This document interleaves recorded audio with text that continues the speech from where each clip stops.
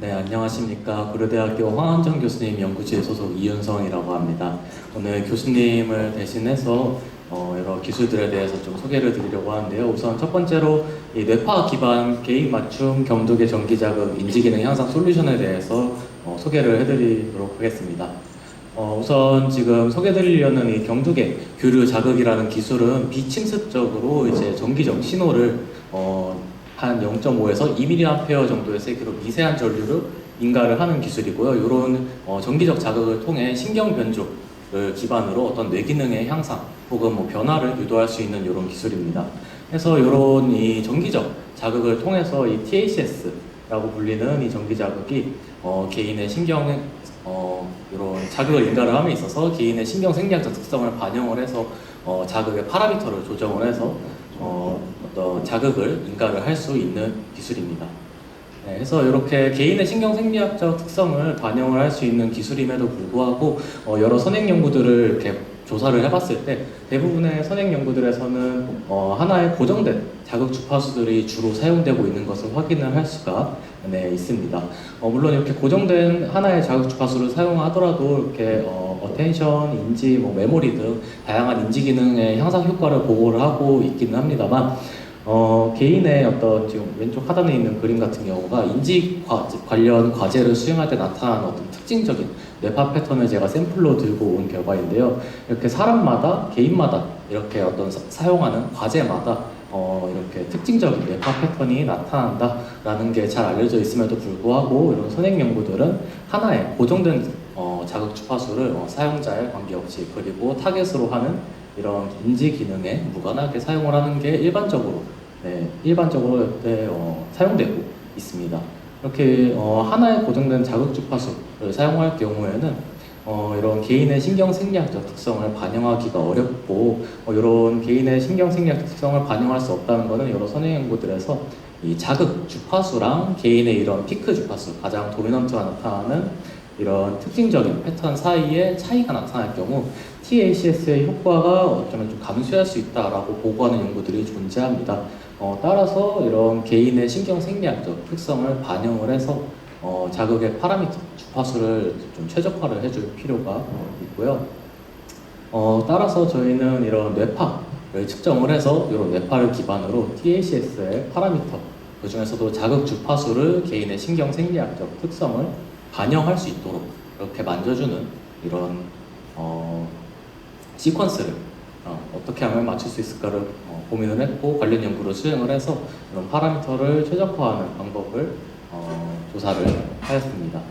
그래서 이 관련 연구를 좀 수행을 했을 때 우선 30명의 대학생 이런 피험자들을 대상으로 실험을 수행을 했고요.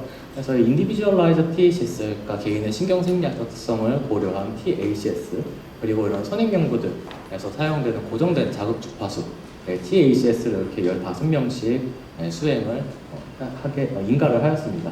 그래서 자극 전후로 이런 암상 과제, 인지 과제를 수행을 하도록 하였고, 각각의 자극 전 대비 자극 후 인지 기능의 향상 정도, 그리고 이 뇌파의 변화 정도를 이제 따로 조사를 하게 되었습니다.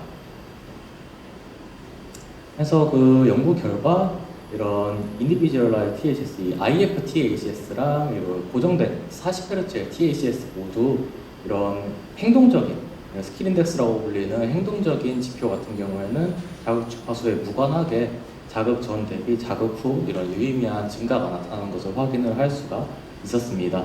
다만 이게 뇌파에 대한 변화를 나타낸 결과인데요. 이 왼쪽에 있는 게 Individualized THS, 오른쪽에 있는 게 40Hz 기존 연구에 사용하는 이런 THS인데 보시는 바와 같이 개인화된, 그러니까 개인의 신경 생리학적 특성을 고려한 이 IF THS를 인가를 했을 때 자극 전 대비 자극 후 이 특정 이 인지 과제와 연관된 주파수 대역의 주파수 파워가 유의미하게 감소하는 것을 확인을 할 수가 있었습니다. 다만 이제 이 40Hz, 그러니까 기존 연구에 사용되는 방법을 사용했을 때에는 유의미한 차이는 나타나지 않았고요. 그래서 이런 디퍼런스를 가지고 THS 그리고 이제 가짜 자극이 인가되는 이런 쉔 조건에 비교했을 때에도 실질적인 이런 THS가 인가를 했을 때 이런 주파수 파워의 감소가 유의미하게 나타났다라는 것을 확인하였습니다. 그래서 이런 결과를 쭉 봤을 때 이 THS의 주파수, 개인의 신경생리학 특성을 고려한 이 IF-THS 그리고 기존 선임 연구들에 사용되는 이런 픽스드, 고정된 THS 모두 인지 기능 자체는 이렇게 행동적으로 유도할 수 있지만 이런 뇌파까지 함께 들여다봤을 때에는 이런 개인의 신경생리학적 특성을 고려하는 경우가 이런 뇌 자원 측면에서 주파수 파워가 더 적게 상승했음에도 불구하고 오히려 감소했음에도 불구하고 인지 기능은 향상해야 했기 때문에 이런 브레인 리소스 차원에서는 오히려 더 효율적인 이런 인지 과제 수행을 가능토록 하지 않았나라고 이렇게 해석을 하고 있습니다. 네, 해서 이제 이런 기술이 적용될 수 있는 이런 시장은 뭐 신경인지, 뭐 평가, 재활, 웨어러블, 이미지, 헤드셋 뭐 이렇게 좀 다양한 분야가 있고요. 이런 시장 관련된 규모는 보시는 바와 같이 성장 가능성이 상당히 긍정적인 시장인 것을 확인할 수가 있습니다. 그래서 저희 연구실에서 이제 수행한 이런 연구를 어떻게 사업화하고 어떻게 적용이 가능한지에 대해 좀 말씀을 드려보자면은 우선 이런 저희가 연구에 사용한 이런 암상 과제 같은 경우에는 단순히 숫자 계산으로 끝나는 게 아니라 반복 뺄셈을 이제 수행을 하게 했습니다. 그래서 세 자릿수에서 한 자릿수를 반복적으로 계속해서 누적해서 빼내가는 테스트를 사용했는데 이런 반복 뺄셈 같은 경우에는 단순히 산술이 아니라 뭐 어텐션 그리고 기억, 워킹 메모리라고 불리는 이런 기억과 관련된 과제이기 때문에 이런 저희가 제안하는 이런 방법으로 자극을 인가했을 때 단순히 산술적 능력뿐만이 아니라 뭐 전반적인 인지 기능의 향상 효과를 기대할 수 있다라고 이제 보고 있고요. 그래서 이런 기술을 기반으로 했을 때 브레인 리소스의 효율성 증가를 기반으로 이런 학습 보조 시스템의 개발이 가능하지 않을까. 그래서 개발이 가능할 것이라고 보고 있고, 추가적으로 이런 개인 맞춤형 THS 주파수 설정을 이제 수행을 했을 때 지금은 이제 암상 과제를 이제 기반으로 이렇게 측정을 하긴 했는데 단순히 어떤 뭐 저희가 공부를 할 때 많이 이제 중점적으로 보는 뭐 암기 기능이라든가 아니면 문제 해결 능력 이런 고차원적인 인지 기능 이런 관련 과제들을 수행했을 때에도 분명 특징적인 뇌파 패턴이 나타난다고 알려져 있습니다.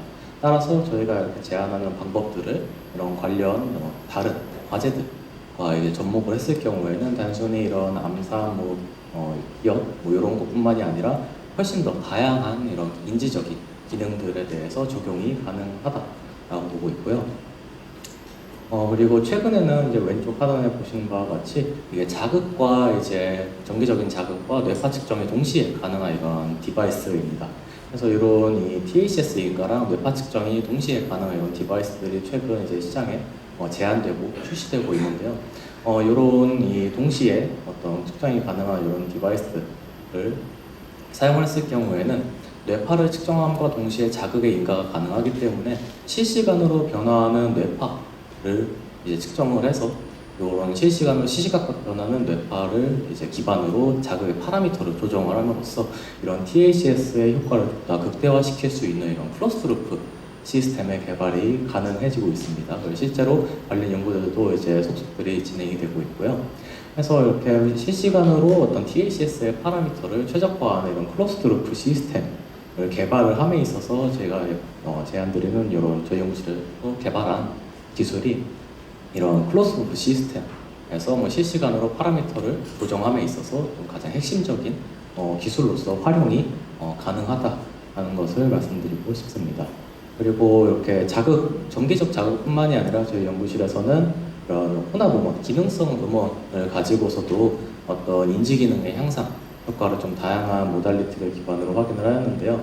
이게 바이너럴 비트라고 해서 이제 양쪽 귀에 서로 다른 프리퀀시를 가지는 음원을 제공을 하면은 왼쪽 귀에 예를 들어서 뭐 한 110, 오른쪽 귀에 한 150Hz의 음원을 들려주게 되면은 그 두 프리퀀시의 차이만큼의 프리퀀시를 사람이 인지를 하게 됩니다. 그러니까 40Hz의 음원을 듣고 있는 것처럼 사용자가 인지를 하게 되는데, 이런 바이너럴 비트를 사용을 해서 이런 인지 기능의 향상 효과가 있는지 없는지 관련된 연구를 수행을 한 결과 이런 이 주파수, 파워, 뇌파에서의 변화, 그리고 뭐 심전도, 그리고 호흡 관련 관점에서도 어떤 이런 통계적으로 유의미한 변화가 나타나는 것을 확인을 할 수 있었고, 이런 변화가 다 어떤 인지 기능, 집중력과 연관되어 있는 집중력 향상과 일치하는 방향으로 이런 통계적으로 유의미한 변화들이 나타난다는 것을 확인을 하였습니다. 그리고 여러분 자극 관련돼서는 이제 저희가 주파수뿐만이 아니라 어떤 자극 인가 시간을 어떻게 하면은 가장 효율적으로 그리고 안정적으로 이 신경 변주 효과를 유도할 수 있는지 조사하기 위해서 별도의 이런 시간적인 파라미터, 자극 인가 시간 파라미터를 최적화하기 위한 연구 또한 수행을 하였고요. 연구 결과 한 10에서 최소 10분, 못해도 20분가량의 자극을 인가를 했을 때 가장 안정적이고 효율적인 자극 신경 변주 효과가 유도 가능하다라는 것을 확인을 할 수 있었고, 이 결과들을 기반으로 현재 이제 논문 작업은 진행 중에 있습니다. 그리고 마지막으로 이제 저희가 이제 자극 관련된 이런 여러 가지 비침수적인 자극 방법 중에 TAVNS라고 불리는 자극 방법이 있습니다. 이게 미주신경을 자극을 하는 기법인데, 이 미주신경을 자극을 하는 이런 TAVNS를 사용을 하였을 때 이게 어떤 사용자의 스트레스에 영향을 미칠 수 있는지, 스트레스의 억제 혹은 어떤 뭐 감소 이런 거에 영향을 미칠 수 있는지 이렇게 연구를 수행을 했고요. 연구 수행 결과 이 TAVNS가 어떤 뭐 신경 변조, 뇌파에 대해 충분히 영향을 미칠 수 있고, 이런 신경 변조 효과를 기반으로 사용자의 어떤 뭐 스트레스 완화 효과까지도 좀 유도를 할 수 있다라는 것을 함께 확인을 하였습니다. 이것으로 이제 자극 관련된 기술 소개는 마치도록 하고요.